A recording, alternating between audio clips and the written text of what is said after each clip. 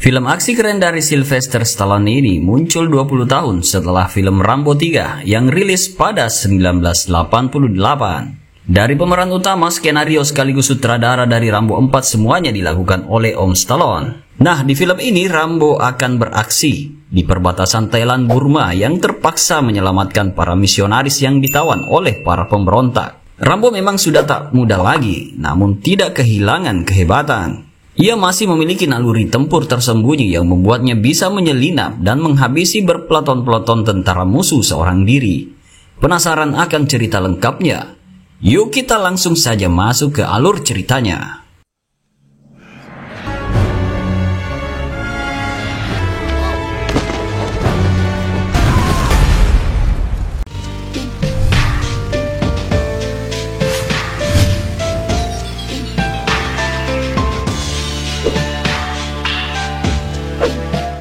Film dibuka dengan narasi singkat yang menjelaskan tentang kelakuan dari rezim militer yang telah menarik perhatian dunia.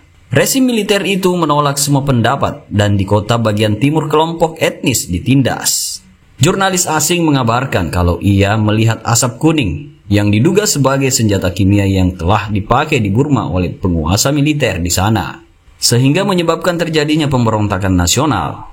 Ribuan orang akhirnya turun ke jalan dan aksi itu menyebabkan banyak korban, termasuk para biksu dan beberapa jurnalis asing. Penyiksaan serta pemerkosaan terjadi setiap harinya. Ribuan desa telah di bumi hanguskan. Di Burma terdapat banyak ranjau darat dibandingkan dengan negara lain di dunia. Begitu juga para remaja dipaksa menjadi tentara. Diketahui bangsa suku Karen sebagian besar adalah petani miskin yang hidupnya tertindas. Pemerintah militer yang berkuasa ingin menguasai sumber daya alam yang berlimpah di tanah itu. Rezim militer Burma telah menyatakan perang melawan bangsa Karen. Dan perang ini telah berlangsung selama hampir 60 tahun. Dan termasuk perang saudara terlama di dunia.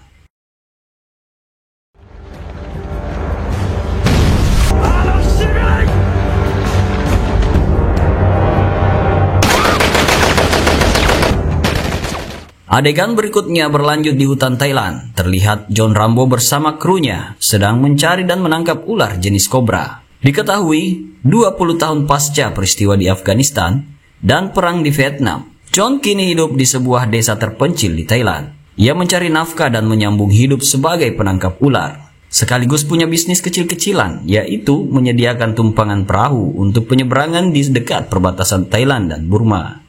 Rambo dan krunya juga sering membagikan hasil tangkapan ikan mereka bagi para biksu yang berada di sana.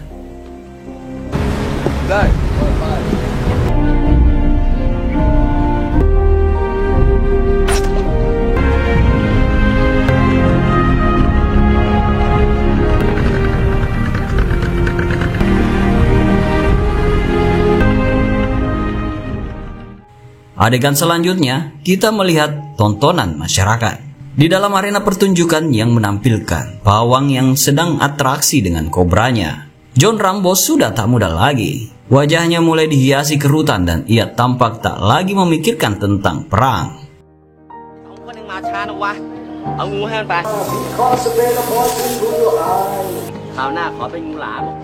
Suatu hari, Sarah Miller dan Michael Barnett, sepasang suami istri yang juga aktivis kemanusiaan, sekaligus misionaris, datang menemui Rambo. Pasangan misionaris itu meminta bantuan Rambo.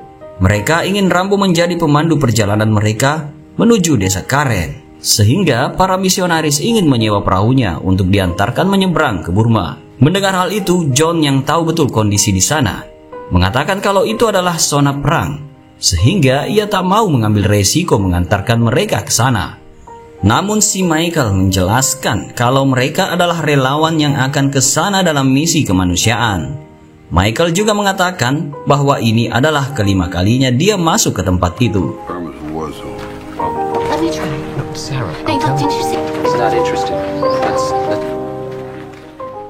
Melihat penolakan itu, Sarah Miller yang merupakan istri Michael datang menemui John di kediamannya.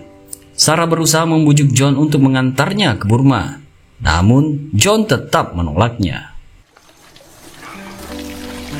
I'm Sarah Mills. Would you mind if I heard them? Can't help you out. Go home. Lanjut, kita kembali ke Burma. Tentara Letnan Ai menyerbu desa kecil di daerah Papun, Burma. Mereka akan menyandra semua anak-anak dan tak satu pun yang akan dibiarkan lolos. Para wanita menangis dan memohon untuk orang yang mereka cintai. Ai memberitahu mereka bahwa anak laki-laki itu sekarang adalah prajurit kami. Dia juga mengancam jika ada wanita yang mencoba mendapatkan bantuan dari pemberontak Karen, maka para tentara akan kembali ke sana dan akan menyeret mereka.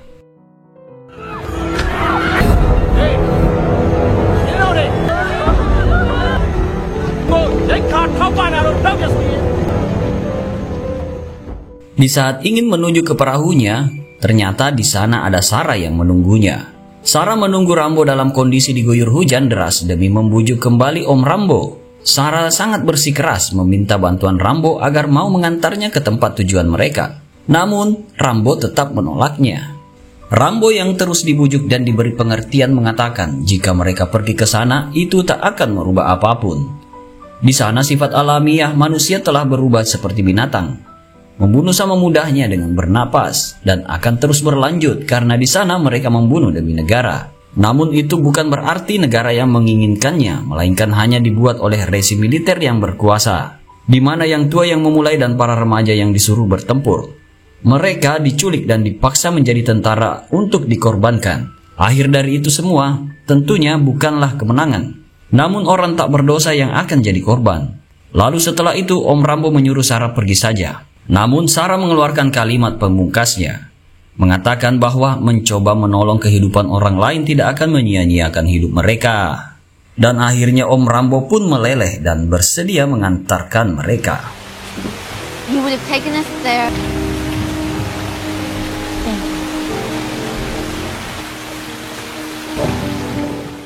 Rombongan memulai perjalanan menyusuri sungai dengan perahunya. Sarah mengucapkan terima kasih sekali lagi kepada Rambo karena telah mau mengantarkan mereka. Bincang-bincang pun terjadi dan Sarah menanyakan asal-usul Rambo. Rambo mengatakan kalau dia berasal dari Bowie, Arizona dan belum pernah kembali sejak dia direkrut sebagai tentara yang bertugas dalam Perang Vietnam pada tahun 1967. John, aren't you curious? Father, maybe, I don't know. And you just stayed? That's good. Di malam harinya mereka melintas di wilayah kekuasaan para bajak laut Burma. Rambo langsung menyuruh semuanya untuk menunduk dan jangan bersuara. Michael bertanya kepada Rambo apa yang salah. Dan Rambo mengatakan kepadanya bahwa dia melihat kamp perompak terdekat di tepi sungai. Saat perahu mereka melintas di depan markas para perompak, awalnya tampak aman-aman saja. Namun tiba-tiba dengan cepat para pembajak mendatangi mereka. Dan Rambo menyuruh semuanya diam dan jangan melihat mata mereka. Rambo kemudian mencoba berbicara kepada perompak, mencoba meyakinkannya bahwa mereka hanya membawa obat-obatan untuk orang sakit. Namun saat salah satu dari perompak melihat Sarah, mereka pun memaksa untuk membawanya yang mengakibatkan ketegangan pun terjadi. Beruntung Om Rambo cepat bisa mengatasi mereka semua.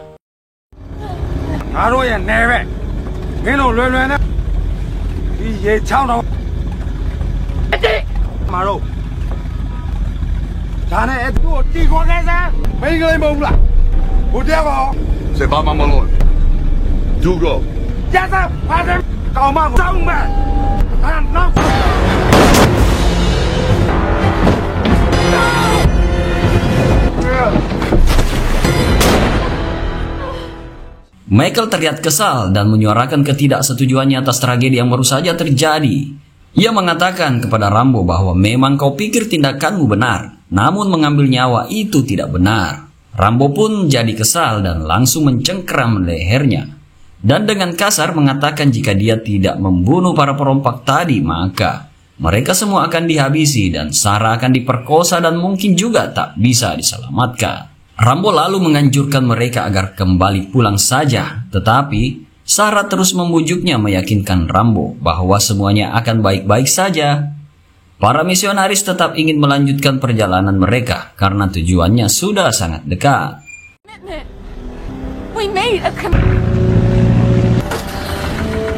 Saat berhasil tiba dengan selamat di tujuan mereka, Michael kemudian memberitahu Rambo bahwa mereka tak akan menggunakan perahu Rambo lagi. Mereka akan memilih jalur darat saat kepulangan nanti. Jadi Rambo tak perlu lagi menunggu mereka. Michael juga mengatakan bahwa dia akan melaporkan Rambo karena telah membunuh para perompak. Mereka pun langsung berangkat dengan berjalan kaki dibantu oleh pemandu dari warga lokal. Menempuh perjalanan beberapa kilometer menjelajah masuk ke dalam hutan untuk bisa sampai ke desa tujuan mereka. Sementara Rambo yang sedang dalam perjalanan pulang, kemudian menghampiri kapal perompak yang ditemuinya semalam. Dia membawa kapal itu ke tempat tersembunyi dan menyiramnya dengan solar lalu kemudian menyalakannya. Membiarkannya meledak untuk menghilangkan jejak.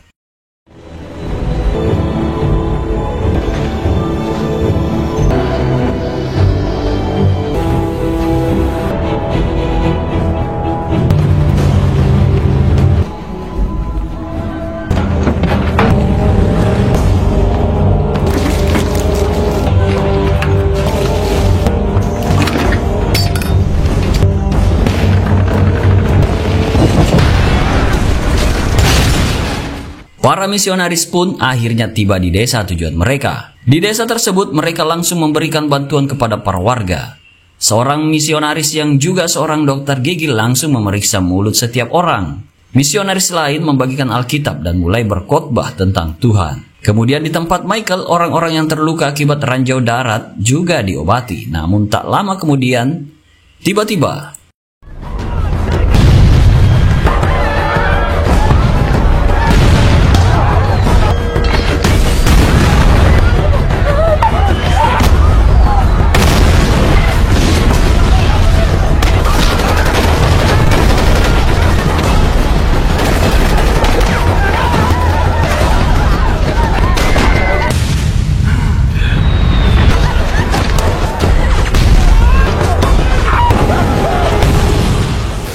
Letnan Ai dan orang-orangnya yang tiba di sana telah memporak-porandakan desa. Warga sipil tak bersenjata ditembak mati.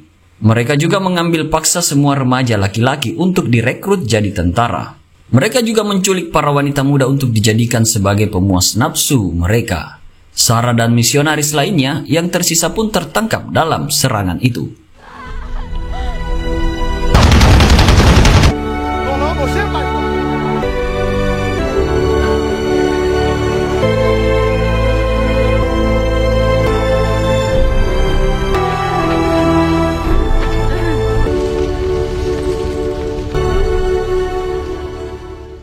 Singkat cerita, di markas ekspedisi Light Infantry Battalion 360, kita melihat tawanan dan juga para remaja yang sedang dilatih jadi tentara.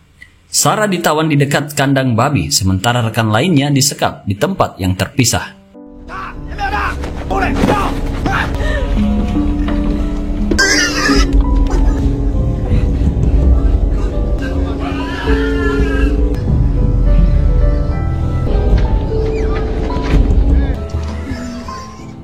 Beberapa waktu berlalu dan Rambo bermimpi tentang apa yang telah terjadi padanya di masa lalu. Dia dibangunkan oleh seorang tamu bernama Arthur Mars. Arthur memohon maaf karena datang kepadanya seperti ini. Tetapi dia tidak akan datang jika itu tidak penting. Arthur adalah seorang pendeta di gereja Colorado, Amerika, tempat para misionaris berasal. Sebelum Michael dan rekannya pergi, ia diberitahu bahwa John Rambo akan membawa mereka ke Burma. Namun sudah 10 hari berlalu dan mereka belum juga kembali. Arthur diketahui telah berhubungan dengan beberapa pemberontak lokal dari suku Karen, dan Arthur mendapatkan info tentang kemana mereka dibawa. Dia sudah mencoba minta bantuan dari kedutaan Amerika, tapi saat ini mereka tidak dapat membantunya. Sehingga mereka berinisiatif untuk menyewa tentara bayaran berpengalaman untuk melaksanakan aksi penyelamatan, karena mereka tidak punya pilihan lain. Untuk itu Om John yang telah mengantar Michael dan timnya diminta untuk mengantar para tentara bayaran itu ke sana. Lalu kemudian Om John meminta pendeta untuk mendoakan mereka. Where there is console, hope, soulness, for it is in giving that we receive, to be understood as to understand eternal life. That we awake to it. Keesokan harinya, Rambo mengangkut tentara bayaran menyusuri sungai. Mereka terdiri dari Diaz, Riz, Enjo, dan Schoolboy, serta pemimpinnya bernama Lewis atau Om Gundul, yang terus-menerus mengeluh dan ngoceh tentang betapa lambatnya mereka. Dan dengan sombong, Om Gundul mengatakan kepada Om John bahwa mereka mengirim iblis untuk mengerjakan pekerjaan Tuhan. Namun Rambo mengabaikannya. Gundul-gundul sombong amat sih lo, belum tahu Om John dia. Knock that shit off. Come on, chop chop! Oi, boatman. First-rate soldiers were total egomaniacs. The name stuck with me since sniper school.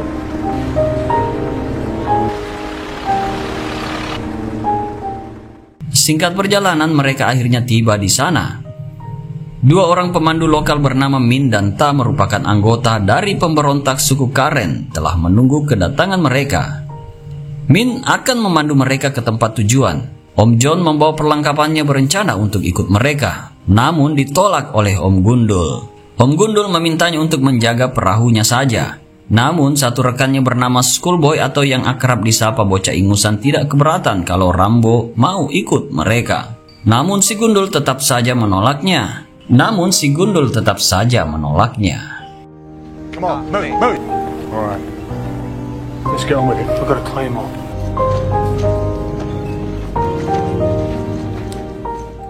Dipandu oleh Min, mereka langsung bergerak menuju sasaran dengan berjalan kaki.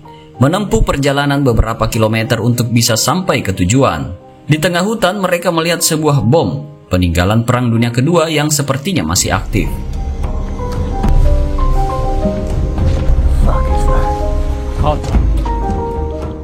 Singkat perjalanan, mereka akhirnya tiba di desa tempat di mana Michael dan timnya ditangkap. Min kemudian meminta rekannya untuk pulang. Lalu tak lama kemudian dari kejauhan, terlihat para tentara militer datang ke sana. Ya, seperti biasa guys, tentara itu ada di sana untuk mengeksekusi warga desa sebagai ajang taruhan. Mereka yang bersembunyi dari kejauhan menyaksikan tanpa bisa menolong. Agar keberadaan mereka tidak ketahuan, Min yang melihat kaumnya diperlakukan seperti itu hanya bisa menahan emosi. Beruntung Om John datang dan menghabisi mereka semua.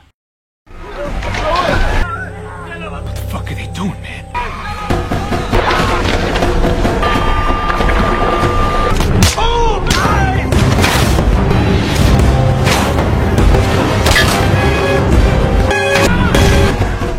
Para sandera pun terselamatkan oleh aksi heroik dari John Rambo. Lewis atau Om Gundul lalu bertanya kepadanya, "Who are you, penjaga perahu?" Om John lalu minta mereka untuk segera bergerak. Namun Om Gundul yang ketakutan memerintahkan mereka untuk segera kembali ke perahu. Namun busur panah tepat berada di depan biji matanya. You're not going anywhere. Mati. Tidak.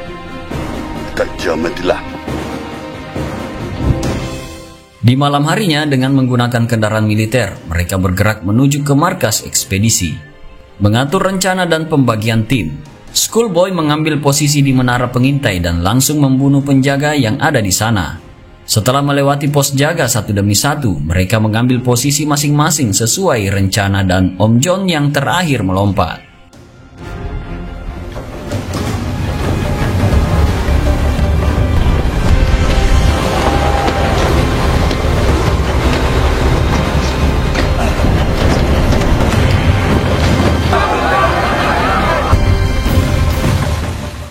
Suasana gelap malam di tengah hujan deras, tentu saja hal ini menjadi keuntungan tersendiri buat aksi mereka. Sementara itu pihak musuh sedang asik dengan pertunjukan tari dari para wanita sandera. Mereka sama sekali tidak menyadari akan kedatangan tentara bayaran. Om John kemudian merapat ke tempat di mana para sandera disekap, menyelamatkan Michael dan satu rekannya.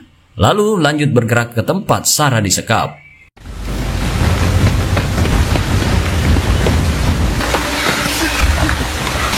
Where's the girl? Get out.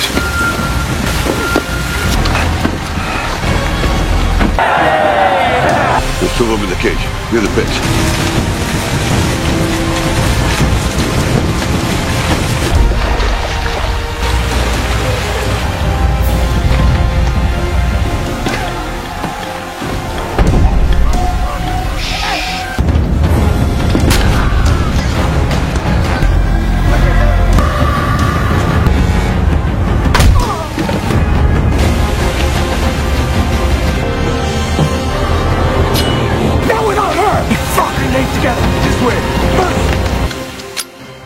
Semua tawanan akhirnya berhasil dibebaskan.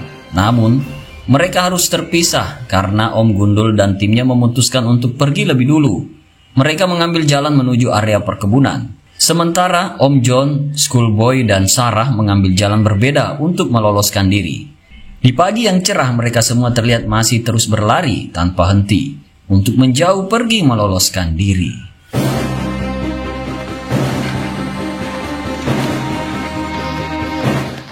Di pagi harinya, aksi mereka baru ketahuan oleh Letnan Ai dan pasukannya. Dengan kekuatan penuh dia mengerahkan semua pasukannya lengkap dengan anjing pelacak, serta tentara patroli sungai untuk melakukan aksi pengejaran. Mereka tentu sangat mengenal wilayahnya, sehingga mereka tahu di mana tempat yang tepat untuk memulai pengejaran.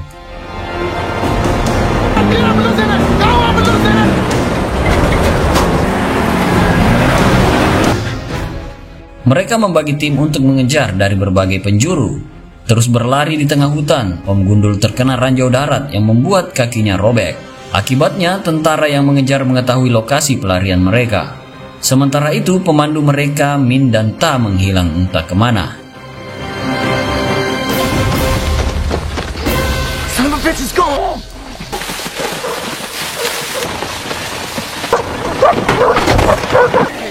I don't know. Make a stretch. Mereka bertiga terus berlari ke arah puncak tebing. Setelah mendengar suara anjing pelacak, mereka pun berhenti. Dan untuk mengalihkan perhatian anjing pelacak itu, Om John punya strategi cerdas dengan mengambil sebagian dari kain pakaian Sarah. Dan Om John meminta mereka berdua untuk melanjutkan pelarian ke arah tenggara, menuju sungai tempat perahunya, dan mereka akan bertemu di sana nantinya. Belum selesai sampai di situ, Om John lalu meminta ranjau Claymore dan menyuruh si Schoolboy menembakkan senjatanya ke udara, agar para tentara musuh mengejar dirinya. Dan cerdas sekali, setelah tentara mendengar suara tembakan itu, Letnan pun mengerahkan sebagian pasukannya memasuki hutan untuk mendekati sumber suara tersebut. Tampaknya taktik jenius Rambo berhasil mengecoh musuh untuk mengejarnya. John terus berlari memasuki hutan, lalu menuju ke rudal peninggalan Perang Dunia Kedua itu. Om John pun langsung memasang jebakan yang dikaitkannya dengan ranjau Claymore yang disimpan tepat di dekat rudal tersebut. Rambo juga mengikatnya dengan sobekan kain pakaian Sarah lalu menutupinya dengan daun kering. Rambo pun langsung berlari menjauh sejauh mungkin meninggalkan tempat itu.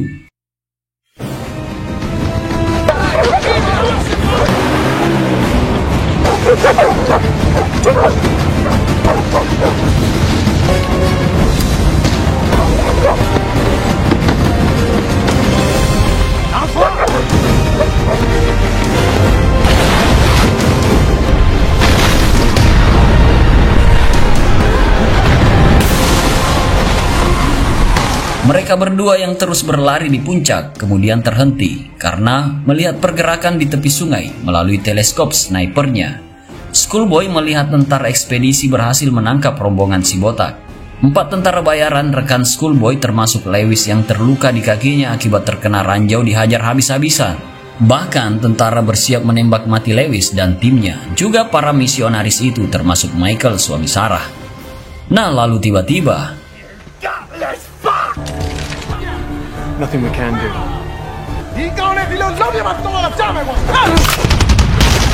Rambo menghabisi semua tentara Burma dengan parangnya, lalu mengambil alih senjata mesin tersebut dan menghajar balik para tentara Burma.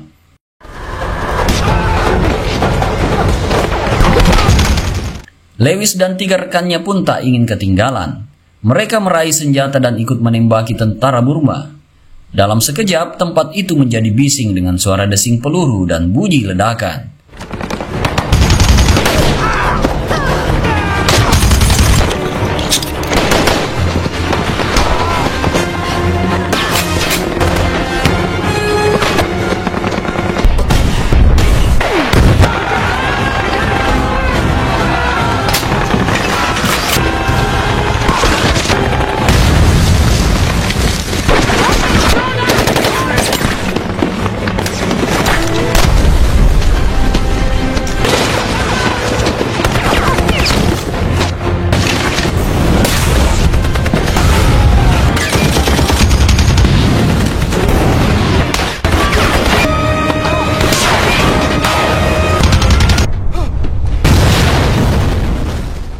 Seluruh tentara Burma berhasil dibumi hanguskan. Tinggal pemimpin mereka yang tersisa. Letnan Ai segera kabur berusaha menyelamatkan diri. Namun Om Rambo tak membiarkannya lari jauh dan segera mencegatnya dan menghabisinya.